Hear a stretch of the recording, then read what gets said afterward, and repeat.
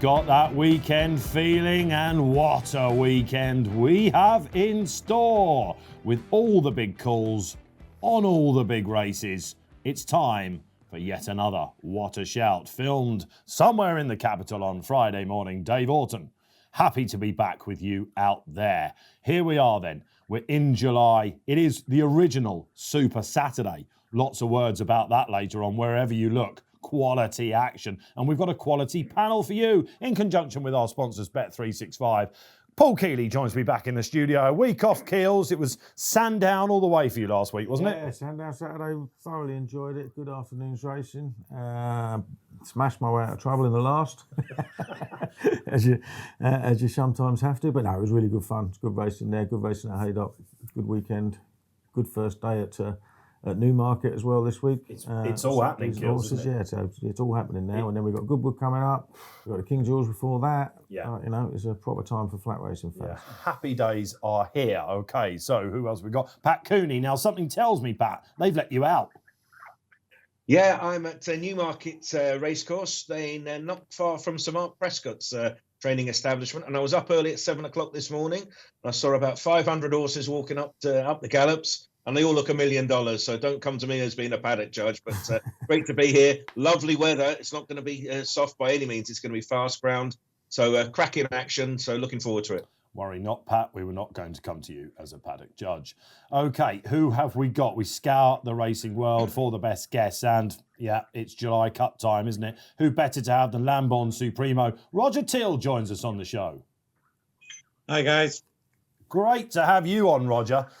Roger, here you are in Lambourn, and it's fair to say, Roger, that you have got a couple of worldies in your stable at the moment. Let's talk about your career just briefly, Roger. Of course, a lot of people won't remember that you started off sort of in the jumps world, Roger, didn't you? Yeah. I started off with John Jenkins many moons ago down in Lower Beeding in Horsham. And when John was very, very, very successful, and then he moved to Epsom and then on to Royston. So, yeah, I did my time with John and then moved back to Epsom to Philip Mitchell, where I rode as an amateur for several years and then went as Philip's assistant.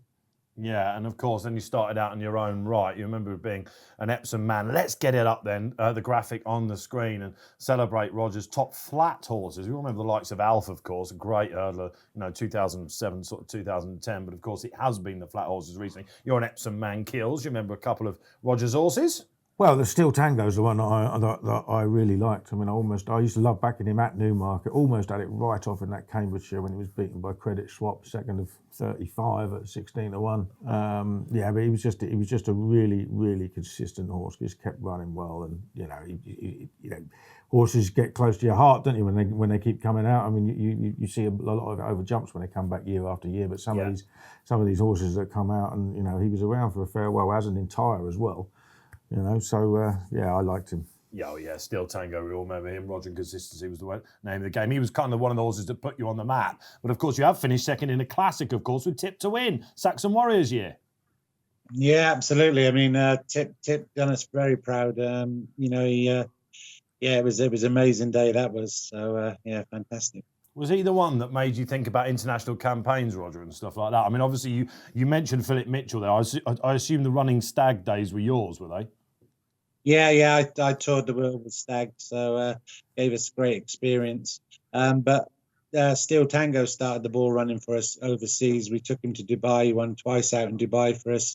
And then obviously taking Tip to Doha, where he won a couple of races as well. So Steel Tango had to take the credit to start us off for that. Yeah, you see some other horses up there, of course. I was a big fan of Kenzai Warrior. I'm a Watford fan, Roger.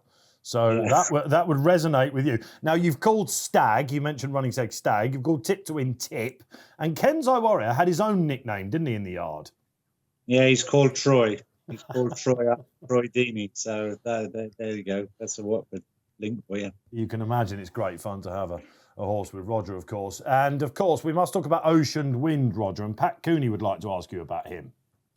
Right. Yeah, Roger, I love this fella, and I remember being at Newbury when he won his bumper in great style. He then went on to Cheltenham in the bumper there, And he ran ever so well for a long way. And second that day was Appreciate It, who absolutely trotted up in the Supreme at the festival this year. At what point did you think, I'm going to go hurdling with this fella? And of course, I don't want to break your heart and ask you about the Cesarewicz debacle, but he would surely have won a Cesarewicz off, 96 or whatever. He's now, 112? How do you go from finishing sixth in the bumper to forgetting about the jump campaign and looking towards the flat season with him? And he's a really, really high-class stayer, this fella. Absolutely. I mean, he's just one of those horses that improves every time you run him. And when he ran in the bumper at Cheltenham, he was still very green. I remember he got shuffled back further than we wanted to be. So we came from a sort of long way back in the field, and he then got into no man's land where the front five had pulled away, and then he'd pulled away from the pack, and he was just gawking around a bit. So each race he's improved, and like I said, he only knows how to please you. He's got a huge public following, Roger. Is there a temptation, can we try and tease this out in the On What a Shout, is there a temptation to go over the obstacles? No, the owners are not big fans, so they allowed me to run him in a bumper, but... Owners rule the way, don't they? Very much so. Okay, so he's in the Goodwood Cup, Roger. I know you gave him a break after running on what was pretty bad ground at Sandown. What is the plan for this chap? Because you've got a huge public following. Yeah, exactly. We're heading to Goodwood. Probably, in hindsight, we should never have run at Sandown. We should have pulled him out. The ground was very, very tacky. He doesn't mind soft ground, but that was very holding ground, and you could see early on in the race he just wasn't travelling. So he just wasn't in his comfort zone. So he finished a little bit sort of tired and a bit distressed. So we decided just to back right off with Miss Ascot and set a stall out for Goodwood.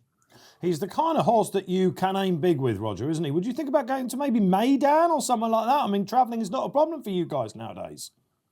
We wanted to take him to Saudi last year, but he didn't make the cut for that stay-in race in Saudi last year. So possibly that could be on the cards again this year. Tempted, absolutely. The purses over there are massive, aren't they? Okay, those are the horses. It's all about Oxted this weekend, of course. It's coming home. We hope that, Roger, and we hope that it's coming back to you. But we will give you, viewers, don't worry, a single preview, all-in preview of the July Cup as well. Big, big weekend for Roger. But, Roger, before we finish up this segment, it has been a pretty sad week, of course, for the yard. You've got, of course, it must be quite weird out there at the moment because of the tragic news of Michael Pitt earlier this week, the former apprentice and stable lad, aged just 19, tragically passed away in Hungerford area earlier this week. Terrible news. Yeah, absolutely. It's been very sad. Michael had a lot of friends in Lambourne. He was a very, very popular lad. And he's going to be very sadly missed, I'm afraid. And, your just heart goes out to his mum and dad, and it's just a terrible, terrible week. And like I said, it's just left a big cloud over the yard. Yeah, a reminder that things can just happen that way. And all our thoughts from the Racing Post with the family of Michael Pitt. Right then, let's have a look at what's coming up on the show for you guys. Okay, the hot topic. It's coming home. That's right. Crowds are coming back. July the 19th will be the big day, and in Ireland as well. See what the panel think about that. We'll be looking at the racing clues from the past weekend. It was Eclipse Day, of course, but plenty else happened. All the big race previews culminating in the July Cup, the big one itself, the big calls, and those all-important weekend winners. We have finally got there, haven't we? It's coming home, Keels. Not just the football at Wembley to think about. Of course, what a massive feel-good factor that would be. But this week, thankfully, finally, we were given what's now been dubbed as Freedom Day, July the 19th. That's it. Full crowds back. Yeah, full crowds. It's been a long time coming, isn't it? It's something, it's something that we're looking forward to as racegoers, but the sport most desperately needs as well.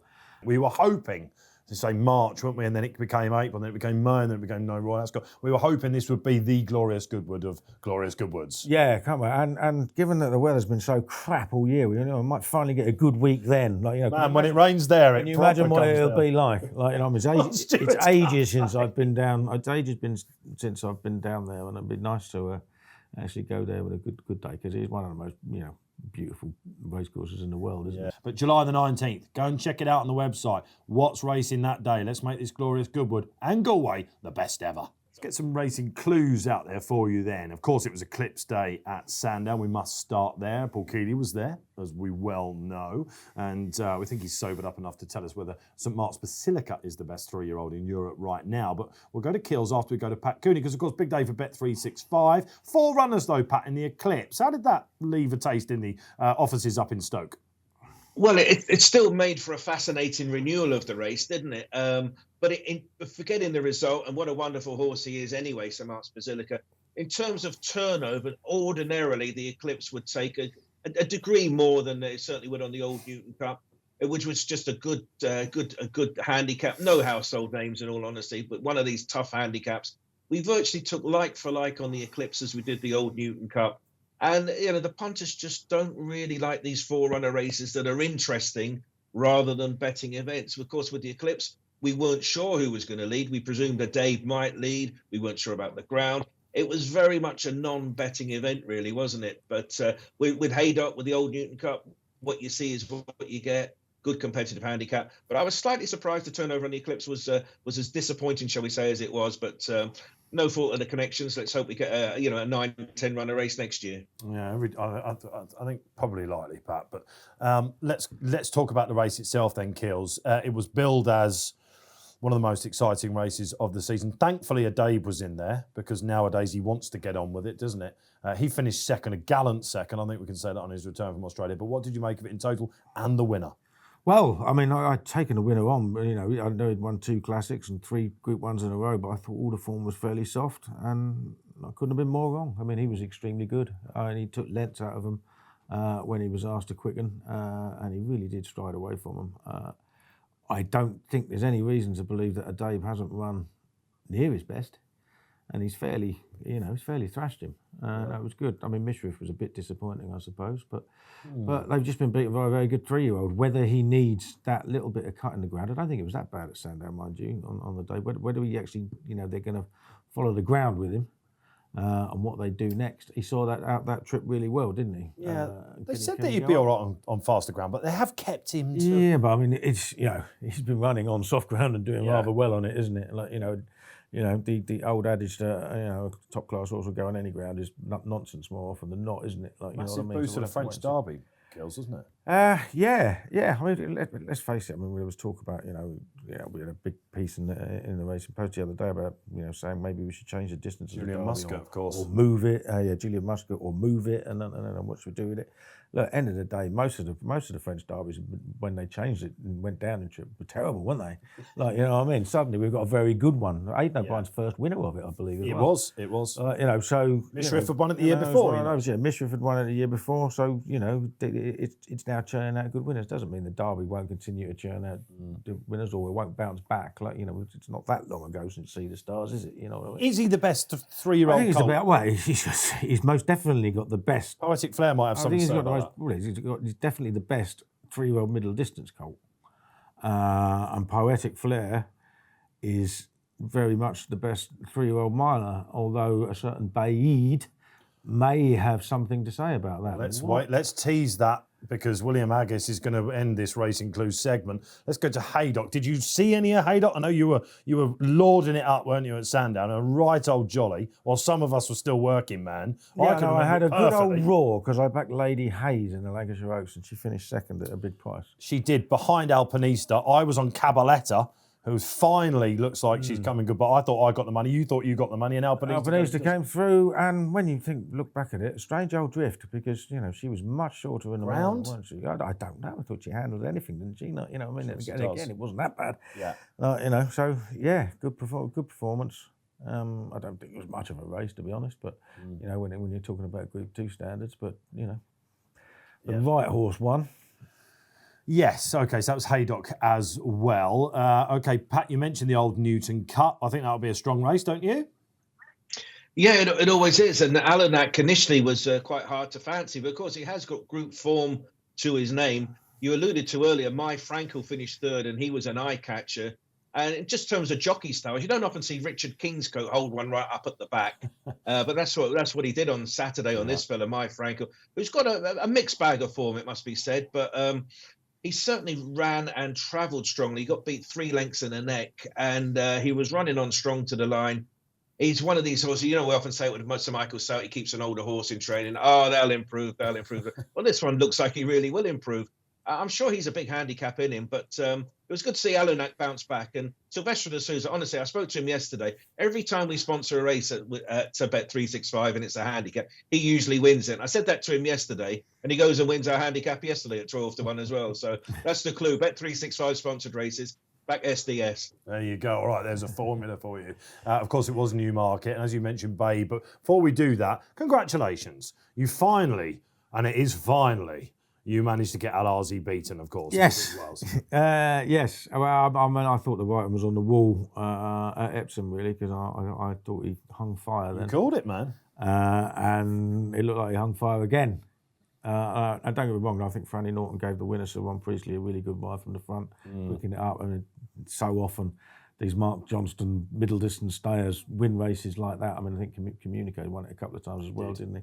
It was just the perfect ride. But I don't think it's all up there with Al-Azi. Oh, I mean, he wasn't the only thinker in the race. You got highest hounders on now. Well, he's definitely going that way, unfortunately, isn't he? But form-wise, he gave him £3, didn't he, Sir Ron Priestley? He now looks like he might go to Goodwood Cup and be supplemented because obviously subjective is sadly. Yeah, I think he's a mile and a half or so. So do I. I know he's won over. I know he's won over Further. He didn't seem to see it out at York, did he? No. The time before. So, They mentioned the ground that day. Franny Norton was interviewed afterwards and he said, I think King George had every right to go there, and he was in around about 12, so that wasn't he? And he was reminded, actually, and he went, I'll happily ride him. But he didn't think that was the right way to go. Yeah, I think he just wants fast. He wants fast ground. He needs rattling in the Goodwood Cup then, doesn't he? Yeah, he needs it. Yeah, absolutely rattling, yeah. Okay, so Al-Azi sunk. Sir Ron Priestley back on course. And then the following race, William Haggis's frown was turned upside down because Baid and I was covering the analysis for that meeting yesterday. I didn't do that race. Richard Young did it, but John Harding, who was on track for us, just went monster in the penultimate race. Yeah, I mean, he reportedly went well under 11 seconds for his penultimate furlong. I mean, he's got a real sharp turn of foot. I mean, straight, he's a brother to Hookham, who runs in the Silver Cup over 1.6 miles at York. Third in the Hardwick, and was third in the argument. But I mean, he's got speed. I mean, it's just the next to Dave then, because he can start them slowly, as we know. We had Mr. Haggis on the show earlier in the year, talked about the process. I mean, the only entry he's got at the moment is Celebration Mile at Goodwood. You're going to be looking at QE2s if he goes. You've got to be. Again. We'll have to wait and see what he does when you've gone. QE2, you're expecting soft ground, aren't you? We don't know. With a horse with that much speed, you'd have to wonder whether it would blunt it. But I mean, I'd be supplementing him. I would be supplementing him for the Sussex after that. Interesting. I wonder if you've got maybe Arc Day. You might be looking at the 7 furlong race there, things like that. He could do. I mean, he's got bags of speed, but he's obviously got the pedigree to stay a lot further. Yeah. So he's a very, very interesting horse. Isn't he just? All right, Pat Cooney, a last word to you then. Al-Azi's becoming one of these. The bookmakers have got hit from him at the start of the season. They've got him the last twice as odds-on favourite. You saw him in the paddock, though, yesterday, Pat, didn't you? Yeah, Kealy said it might be in his head. I think it might be somewhere else on his anatomy, really, because I saw him in the pre-parade ring and he was...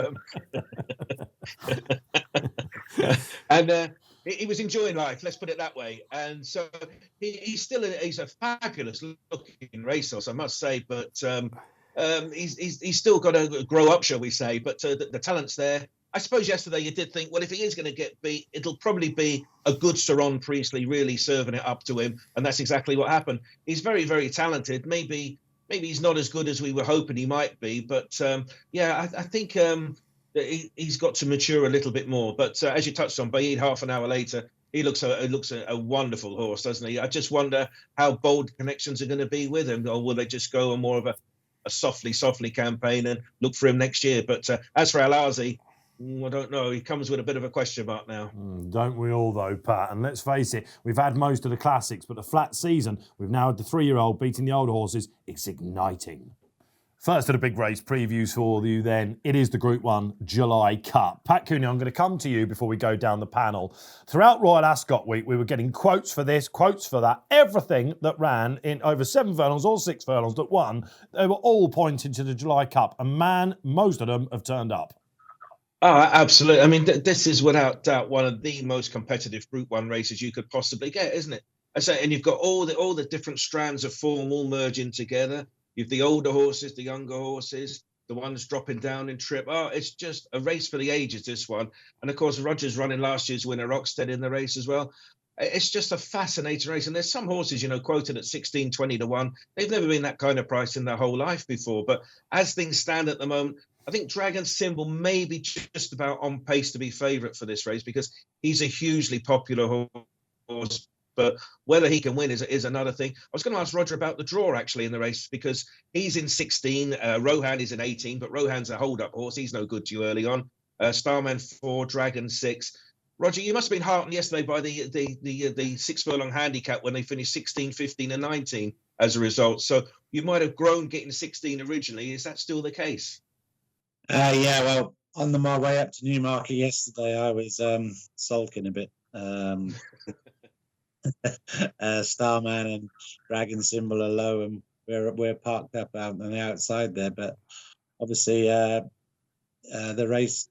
winner came out at 16 yesterday, so it gave us a much more confident boost for it. Right, there we go. Okay, before we go and ask about Oxted and how he is and talk about the horse, everyone's going to want to hear about that. Give Roger some hope. Well, I mean, he's got hope because he's one of the best horses in the race for a start, but you never know where the jockeys are going to go, do you? Like, if you remember what happened at the meeting last year in the Bunbury Cup. Every single jockey went over to the far side, and 35 minutes later, every single jockey went over to the stand side.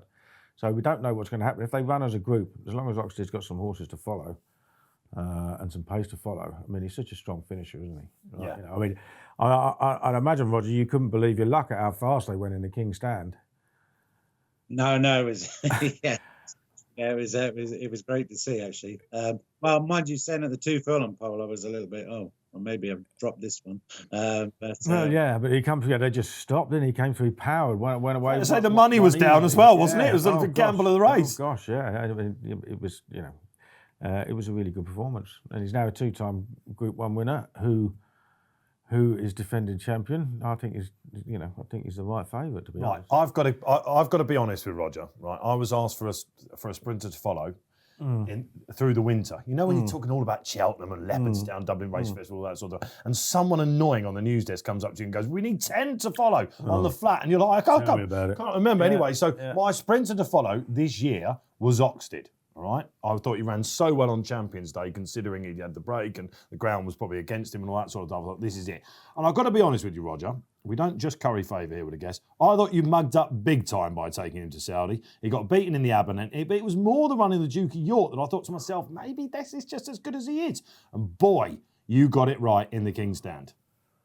Yeah, exactly. I mean, look, we had to go to Saudi. The purse out there was amazing. I mean, you can't not have a go for a race like that, the value of that. He just got parked out wide. It was the dirt. It was his first experience on the dirt. We probably got our tactics wrong. We should have rode him more patiently. The speed was on there. We got wrapped up in that. So lots of little things went wrong in Saudi. It wasn't a disaster, but we brought him back, and obviously he lost a little bit of weight on the trip back. So we had to go easy on him, and maybe we didn't have him quite as right as we should have on the day for the Abernant. But he then got wrapped in a bit of a mid-race battle in the Abernant and was over keen and just paid the price for it late on. Yeah, and of course, Kieran Fallon got back on, and this is a young jockey, obviously we know going places, absolute rising star, but he's had a lot to do with the success, right? Yeah, definitely. I mean, Kieran rides the horse with a smile on his face. They get on so well together, that's the way to keep it simple and see what happens. Oh, I love that. Rides the horse with a smile on his face. All right, okay. Keels, idea of the winner. I fear Oxted most of all. I mean, there's so many different strands of form. There's so many horses that you can see winning. This is the great thing about the race. That's why it's 4 to 1 the field. I have one I backed Anthony Post was Creative Force. just every single line of his form is strong. I mean, it's hard not to adore this horse. He's beaten 2 subsequent Royal Ascot winners and then 1 at Royal Ascot himself. I mean, his sprint form was 6 furlong on fast ground. He goes to Royal Ascot, wins the Jersey over. It was never the plan, the Jersey either, was it? On soft ground, and he's won it well. He looked like he was coming to the end of his tether at the end. He certainly don't think he'd won any further. So I think he'll run well, but there's others at big prices that just keep looking at me, and one of them is Chill, who I thought was a certainty for the Wokingham until the rain came. She was taken out, and I for some reason opposed her when she ran in the chip chase, and she came through off a strong gallop. She's got a good change of gear, and the other one is Method.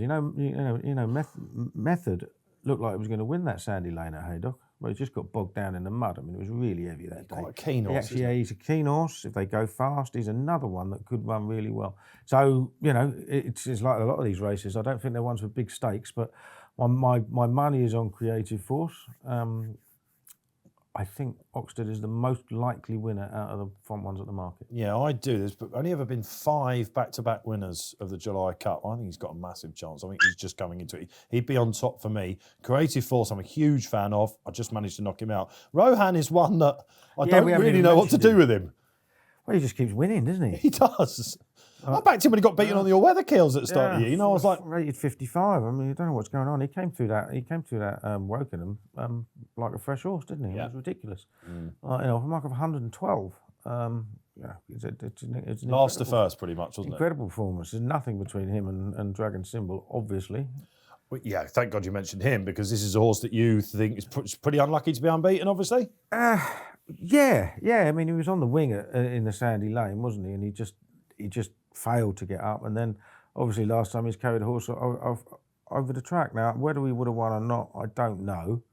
I think he deserved to get chucked out, but again, it was a fine run. I don't think he wants to ground that deep. Yeah, and he might be a better horse on fast ground. I mean, he was winning over 5 furlong at Musselburgh, wasn't he? You know what I mean? So I mean, on fast ground earlier in the season, I think that was his turf debut, wasn't it? Because he won on the all weather. So I think. I think he's a player as well. But like I said, I mean, there's so many opportunities in the race. There's one horse that we've not mentioned. It's Starman, Roger, who, of course, you finished 2 places behind at York. Are you happy to have another go at him? Yeah, definitely. The ground wasn't in our favour at York. We were drawn one side. Starman was over the other side. Don't get me wrong, he's a fine big horse. And, but I think we've come forward. Well, we obviously have come forward since York, and it's going to be interesting. And you can't rule out Glenn Shields. I mean, I think he's slipping under the radar, Glenn Shields. No one's mentioning him, but he's done nothing wrong. He's a very honest sprinter. He's a very, very honest horse. Yeah, I mean, again, what a horse that I backed a few times last year. He might not want the ground as fast as it is. They might just run him off his feet. If the ground stays fast. Yeah, you just at Newmarket anyway, because most of it's downhill, so you might find it a bit hard. Obviously, he's a pace angle, isn't he? 1 of 2 for Archie Watson. What a race then! Oxted, he's going there in A1 form. Can he bring it home? 3 o'clock at Ascot. Another big race preview coming your way. It is the Summer Mile. Pat Cooney, a wide open market again. Yeah, I've good news for everyone when it comes to assessing this race. The last 8 runnings of the race have all been won by the favourite, so that's pretty straightforward. There you go. The flip side is I've no idea what will be favourite. It's just a wide open race. Sabuska, yes, got a good run at Royal Ascot. Is he one of these in-between horses? Can't win a handicap. He nearly won a Bunbury Cup last year, and he can't win a group race. Is he in that sort of no man's land? This stacks up well from a Group 2 race. My eye's drawn to number 9, Tilsit, Charlie Hills, Kieran Schumark. I'd actually forgotten about this horse. I used to rate him highly last year. Good comeback run last time out. Lightly raced on official ratings. He's bang there. Probably better off putting unnamed fab on your bet and slip rather than name it. But if I had to name mine, it'll be Tilsit. He's interesting, isn't he? It's Group 1 form in France coming back. My Oberon, of course, is the line on the line through My Oberon. I think this is Top Rank's big day. James Tate, he went through a bit of a quiet period in May and June, but his horses are literally, they're in rude health at the moment. He's got a low enough draw, 1 run on soft ground, even though it might dry, was a win. A run for Luke Morris was a win. I love this horse. It's Palace Pier form. I think he wins, Keels. Yeah, I've come around to that sort of conclusion as well. To be honest, I liked him at the start of the season. He looked really good when he won at Doncaster, didn't he? It hasn't quite worked out for him, but like you said, James Tate is in a lot better form now. He bounced back last time at Windsor, second to Century Dream, who's in the field, but he was giving him £5 that day. I actually backed my Oban anti-post. Can't understand why he's not there, rather annoyingly. But yeah, I think he's probably the right one. I do like Sabuska, and I don't think the round track will have any problems with him, and he likes the track. I do worry if there's a load of showers forecast because I don't think he wants it that soft. That was the question mark for me with Sabasco. I like him as well. He's sort of horse that can hit a frame in a Queen Anne, isn't he? You know, as we've seen with him. And I just wondered about that round course. So that's a question for him, isn't it? I would have top rank. But the ground will be softer on the round course than in the straight. I don't think he handles it, but I don't think it absolutely suits it. We always had him down in handicaps. You know, remember the Hunt Cup last year, all that sort of stuff, and those races, meteoric rise, lovely horse. But when he went to France, it was really deep, wasn't it? And he didn't pick up at all. I'll make you right there. Okay, so Pat Cooney, he thought he had a decent stat for it. Basically, all the favourites wins. We're hoping that'll be top rank. On Super Saturday, if you wish to sign up to our sponsors, Bet365, that referral code, don't worry, it's still out there. Just type in SHOUT365 on entering. £5 minimum bet deposit for up to £100 bet credits. Terms and conditions, they apply. Big calls time then. Right, where are we going with this? Great to have Roger Teal joining us for this as well. But Paul Kealy, I'd like you to, because this is Super Saturday, Keels. Is it? But should it be? Is it? But should it be Super Saturday Sunday? Well, I call it Saturation Saturday because there's just too much going on. I mean, look, it's great. You get your ITV onto where you've got 11 races and 160 runners. But where do you start? I mean, how long have people got to study their racing? You know, I mean, a 7-race card on ITV is perfect. But you start putting 3 or 4, because we've got Chester as well, remember. You got 3 or 2 top-class tracks on at the same day. Yeah. It's too much. I will end up having a few small multiple bets, and my staking will actually be lower than it would be on a normal Saturday because there's too much. There's too much work to go into it. I mean, I've tipped in 4 races in the Racing Post tomorrow because I like the big field handicaps. I've just concentrated on those. And I can't believe it's good for turnover, and if it's not good for turnover, then it's not good for then it's not good for the sport because you don't get the money coming in for the levy. Last year, I think York went on to Sunday, didn't it? Because of COVID. Now we've still got next to nobody at the track, haven't we? 4,000 limit or whatever.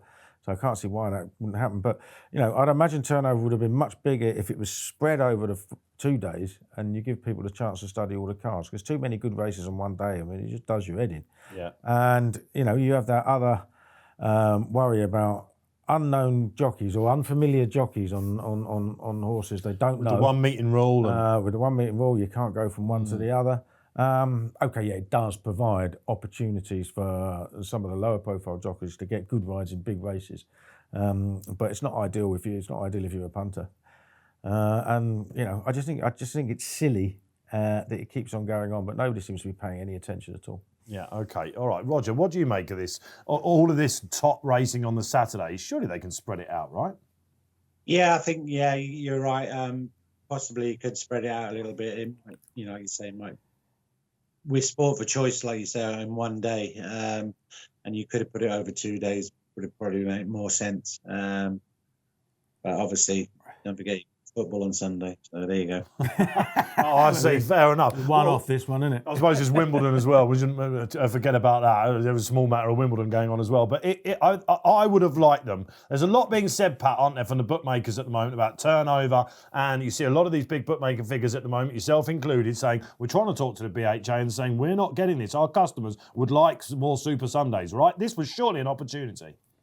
Absolutely. You look at the only flat racing card tomorrow is at Salisbury. Well, good for Salisbury. They're sure to get plenty of attention. But surely one of the main 4, Newmarket, York, Ascot, I'll throw in Chester because that's going to be a massive crowd as well. Newmarket, I guess, would be hard to move around because that's a 3-day meeting, well established. But you'd like it more spread out, really. The timings wise are okay. I think there's 15, 20 minutes scheduled between racing. It only takes a steward's inquiry or horse spreading a plate, and the dreaded split screen is always a possibility. From our point of view, you do find anecdotally you ask people, do you fancy anything at Ascot? And they say, I didn't even know it was on. So, it is a shame in that respect. And really, from a flat racing point of view, thank God for 48-hour declarations. If we were 24-hour declarations, I wouldn't have a clue what would be running at York, Ascot or Chester tomorrow down here in Newmarket. And Pat, let's come to you then with your big call, because lots of people will be thinking, oh, where's the greatest jockey in the world? Ryan Moore.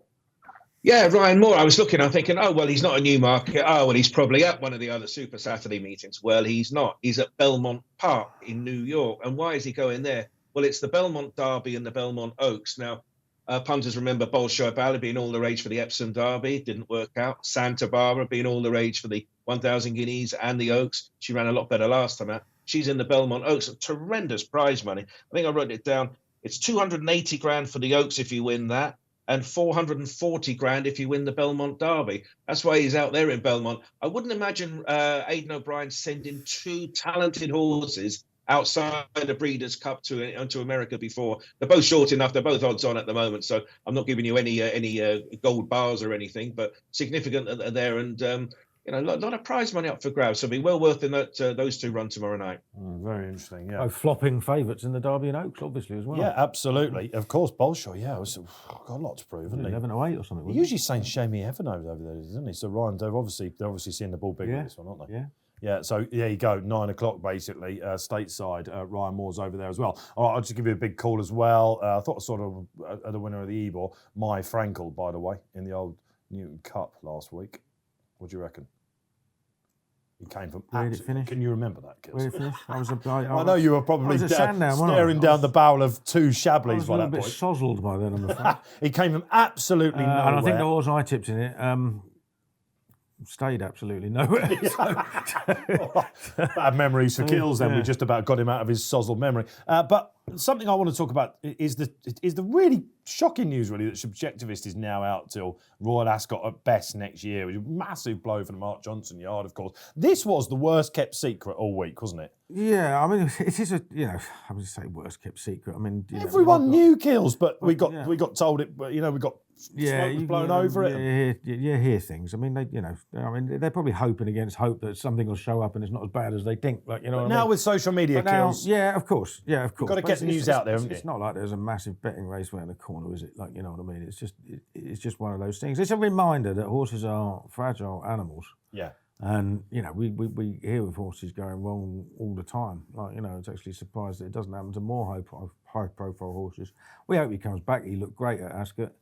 And it would be missed for the rest of the season and be missed if he doesn't come back, because it was all just about starting to dominate and when it comes to the flat. But I'm sure Roger's eyeing up the cup races with Ocean Wind, though he's not about. So, every cloud. Yeah, he looks a big price, Ocean Wind, for the Goodwood Cup. Let's go to Newmarket, shall we? Another big race preview for you at 3:15 on this Super Saturday. It's a Group 2. It's over 7 furlongs. It is for 2-year-olds. It is the Superlative Stakes. And Keel's Debab here. A lot of people thought he ran very well, good race in the Coventry. He's up against a Godolphin horse that they love on debut, Native Silver. Is it Native River? Native River. Trail. Native Trail, get it right, Dave. On. Keep that in, whatever you do. I've had a bit of problems with this Superlative Stakes. Listen, it's Super Saturday. There's too much going on. And, of course, Great Max, who I know you quite liked in the Chesham as well, didn't you? Yeah, I did quite like him. The profile of a winner of this is not a horse that's already been shown up in better company at Royal Ascot, though. I think Olympic Glory in 2012 was the last winner to have run at Royal Ascot. And he was second. He was second in the Cov. And the profile is perfect. It's a really, really unexposed, once, maybe twice raced maiden winner. And that's what you've got in Native Trail, who absolutely bolted up at Sandown. Now, let's not pretend the race was all that good, because the time was a good deal slower than the First Division, well over a second slower than the First Division. But there were only two horses with previous experience, and they set a steady pace. And when he finally got the message, he flew past them in the final furlong, won by 4 lengths. He's obviously very good. Charlie Appleby has won 3 of the last 5 with horses going straight from a maiden. They all ran to RPRs between 85 and 88 first time. Some worldies Kills as well. Quarto won the National Stakes next time. Master of the Seas, second in the Guineas since. So, they aim very good horses at the race. He looks like one of them. Yeah. I know he's got a fair bit to find. His RPR of 87 falls bang on the profile of a Charlie Appleby winner.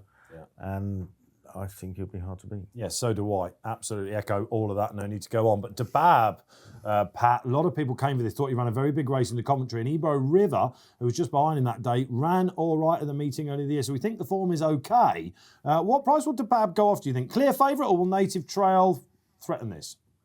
Well, Dabab is favourite at the moment, but all the speed gurus fell in love with him, didn't he, when he made his winning debut?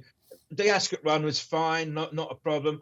But I was lucky enough to present the trophy to Charlie Appleby last year when he won this with Master of the Seas, and he said to me, "It's a good race, this. I always like to run one of my better ones in this." And of course, Quarto won this 3 years earlier. So Native Trail clearly is high up in the pecking order with Charlie Appleby. The one run, that isn't a problem. I could see Native Trail being very, very popular. I think they'll be a lot closer in the market than they are currently at the moment. And as you touched on yesterday, you don't necessarily need Royal Ascot form to be coming here to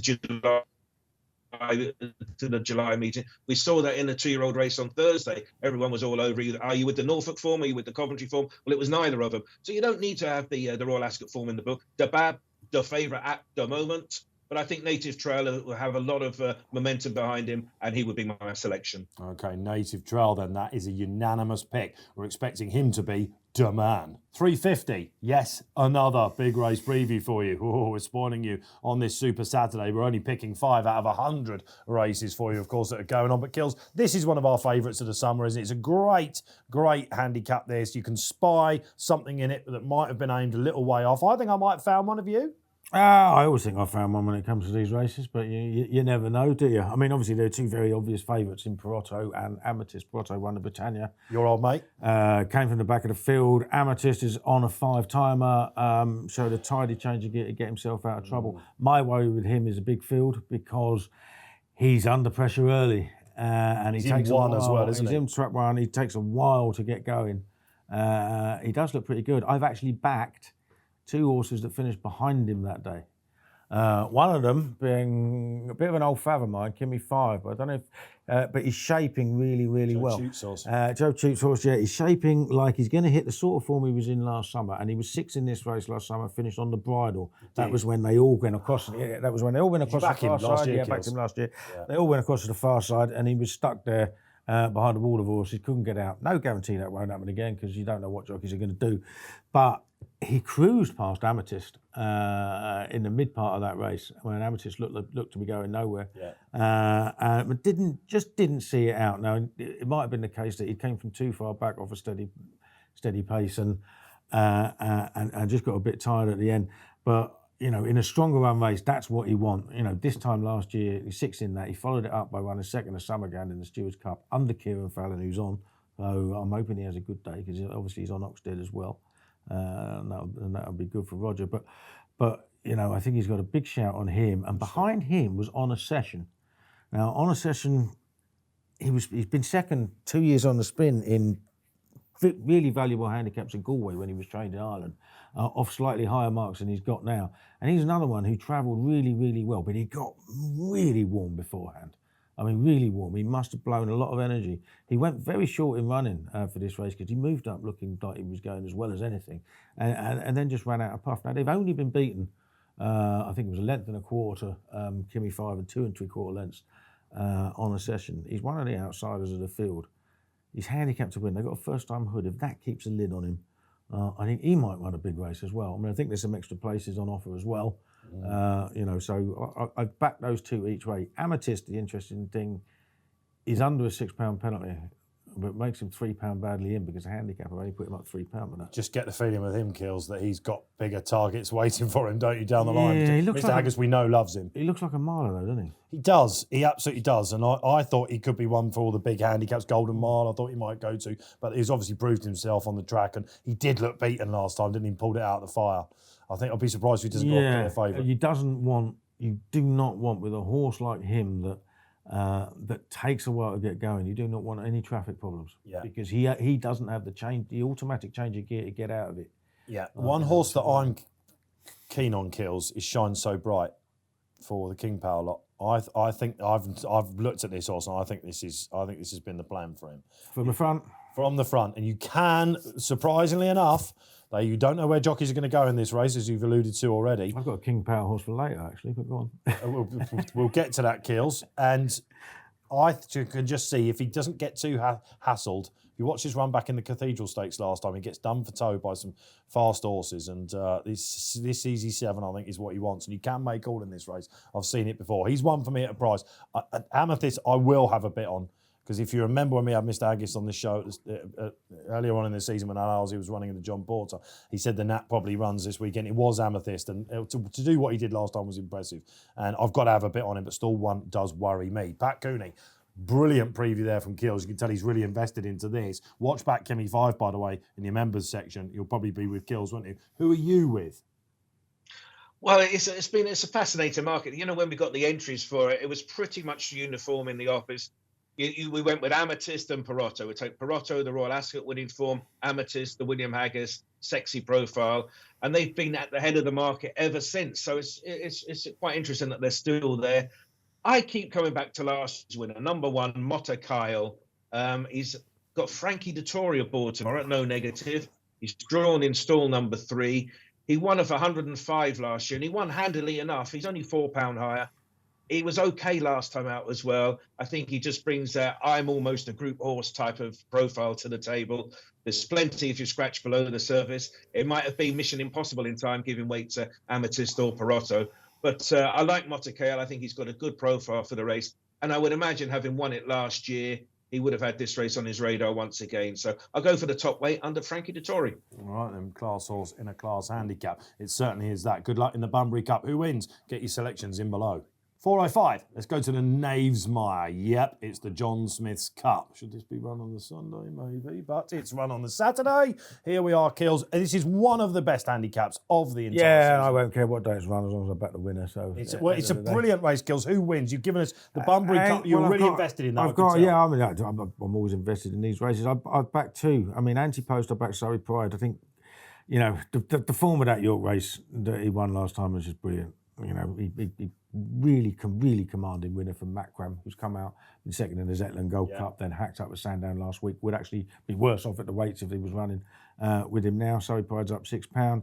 The third one, the fourth beat the fifth next time. The fifth one the time after that. The seventh was Blue Cup, who dotted up at and the eighth one as well. So, you know, he's red hot form. He's got stall 24. Not bothered about that. Not bothered about that. There's been a one from 22. The second came out of 23 a couple of years ago, and there's been plenty of high drawn things. So I'm not that much issue, but I just got to looking deeper into some of the others, and I've found another one to back. Here we go. And that's Johnny Drama for Andrew Borden, the King Power horse. Now, this is a horse that he looked like his form was going off a cliff. He'd run some really solid races in the high 90s. He's been second in 2 Class 2 handicaps at York. In 2019, and then his form started to dip, apart from one run when he was 6th to Illarab at York, and giving Illarab weight as well. They rated 111 now, I think. And it just seemed to be going off a cliff. And then he had wind surgery. A couple of quiet runs, and then he started to hit form. And he won 4 in a row on the all-weather, actually went up to a mark of 109. Transformed him, didn't it? Now, did the wind operation transform him, or did the all-weather transform him? If the wind operation is the answer, then the handicapper's taking a chance because he's pegged his turf rating at 98 and he's 107 on the all-weather. And if it's the wind operation, he's running at the right course because his best platform is at York, whether it's fast ground or soft ground. And I think he's 20 to 1. I think he's got a fair run in. Was this the King Power horse? That's the King Power horse. Yeah. Happy days, everyone's saying out there. So you're hoping he does an Alunak and comes back with a back class. Yeah, he's got some. He's some really decent form. I mean, one of those seconds at York was at the Ebor meeting. I half wonder whether we're looking at a bit of a gift horse here with Astro King. If you watch him back in all the runs he's had so far this season, I wanted to take him on, and I am going to do it. Surrey Pride is my headline tip as well. You've stolen the thunder there. He's been laid out for this. So you're hoping for a Joe Chute massive double. I've got all the ticks for him, and I love it. I think he's a horse that could be flying you straight at a high level. Yeah. I like him. But Astro King, I do wonder whether we're looking at a bit of a gift horse. Watch him back at Ascot, watch him back at Thurs. He's probably crying out for this trip. Yeah, well, he looks like it, doesn't he? But he didn't stay it last year, did he? He got beat at odds on twice. And if there's rain around, I mean, it's one of those things, you get the forecast for thundery showers, and you could get a lot. It's only just dried out from soft to good to soft. It could easily go down to soft. pardon me, it's one more 2.5 furlongs. If the ground is deep, he's actually going to have it to prove. You know, it does look like it. I mean, I thought to myself, you know, when I first started studying this race, I thought, crikey, this is going up to a mile and 2. This has got a suit. Then I had another look. Finished very weakly the second time he got beat over the trip last year. And both times he was odds on. So it's not like he was, you know, running in top company. Yeah, all about the weather with the Fav then. It is. Okay, Pat Cooney, which way do you expect him to go in a fiercely competitive market? Well, it's interesting, isn't it? The front 6 in the market as we speak have all got, on the face of it, high number draws, which may be good, may be bad, may be indifferent, but it's a reason to get them beat. It's just going to be one of these races, isn't it, where 22 runners, 1 wins on, and there's 21 unlucky losers, and you just hope you're not one of them. I can see wisdom in Astro King, but he's short enough. I keep coming back at a price to number 8, Lucanda of Rafe Beckett, Laura Pearson, claiming 5. She won up to Royal Ascot on a handicap. This fellow was second in the Cambridgeshire last year, so he can mix it in big fields. He's got course and distance form. Stall 11 is okay. He might be one for these enhanced places. So have a look down, see what firms are offering.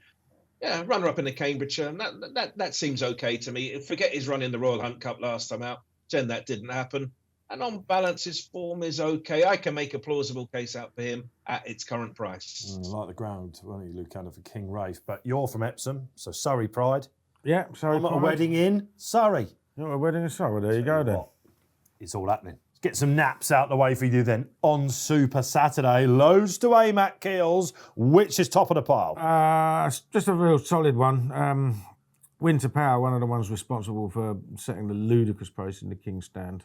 She goes back down in class, back at York in the 440, the City Wolves. Softish ground, absolutely perfect. I think she's around about 5-2. I think she'll just win. Do you know what? There is too much racing tomorrow. I completely forgot she was even running. That's a TV race and all. Absolutely. All right. Okay.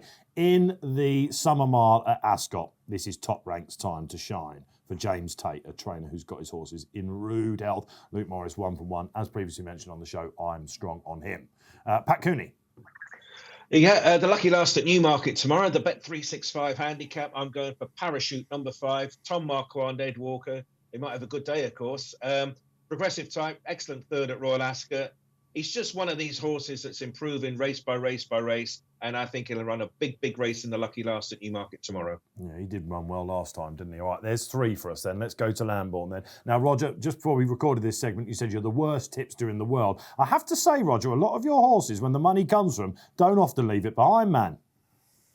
No, well, I don't bet, so it's not me. So, but no, I have a nice horse that won at Chepstow for his first time out. Princely, he runs next week. If the ground dries up, he'd have a big shout at Bath. But like I say, need the conditions to dry up a fair bit. All right, there you go. There's 3 for Saturday, Super Saturday, and a long range for a 4-timer. Well, sadly, that is all we've got time for here on this week's What a Shout. Hasn't it been absolutely fun? Roger Teal, thank you so much for agreeing to come on. Great bubbly character, Roger. And listen, last year, and viewers, you must do this on your members section. Go back, look at that July Cup. When Oxted passed the line, bearing in mind there was no crowd there, one of the celebrations of the entire year last year, Roger, was when you were bursting as he went past the line. What's it going to be like if he can get over the line and bring it home to you with a crowd? I don't know. I have no idea. We love to see it. We absolutely love to see it. Listen, Roger, thanks so much. All the best. Take care. Thank you, guys. Yep. Cheers. Good luck. Great stuff from Roger Teal. Then Paul Kealy. It's a big weekend ahead. I imagine the golf course has got some sort, and then of course we've got Sunday coming up. Yeah, Sunday. What am I doing Sunday? Oh yeah, I've got it's my mum's 80th birthday meal. Happy birthday, Mrs. Keels. And she was actually 80 in May, but we couldn't go anywhere. I was in a big crowd, so we're doing one of the waiting. catch-up Yeah, things, we're doing one of the catch-up things. It's actually my brother's birthday on Sunday. He's got an I have an outside chance of getting to Ascot tomorrow. Okay. Which I might do. And yeah, looks like. And then we've got the football as well, haven't we? Of course. We absolutely have. One man who's out on the course of courses, Pat Cooney. Great to have you back, Pat. Enjoy Newmarket. Yes, looking forward to it all. We sponsor 4 races on Saturday, but no doubt the highlight is the July Cup. So good luck to Roger Teal with his Oxted, and may the best one win. It's going to be a thriller. It's going to be a thriller, absolutely. And thanks to you for watching out there. As ever, we'll be back next week. But don't forget, of course, to download the free Racing Post app. You can do that on the App Store or the Google Play Store itself. Don't forget, of course, to like and subscribe if you're watching on YouTube, Facebook, or indeed anything you want to put on for the questions for the panel. Hashtag what a shout. We advocate, of course, safe gambling here. This is one weekend in particular where you want to keep it to the minimum and just enjoy that sport. There's plenty of it out there. Good luck, England. It's coming home.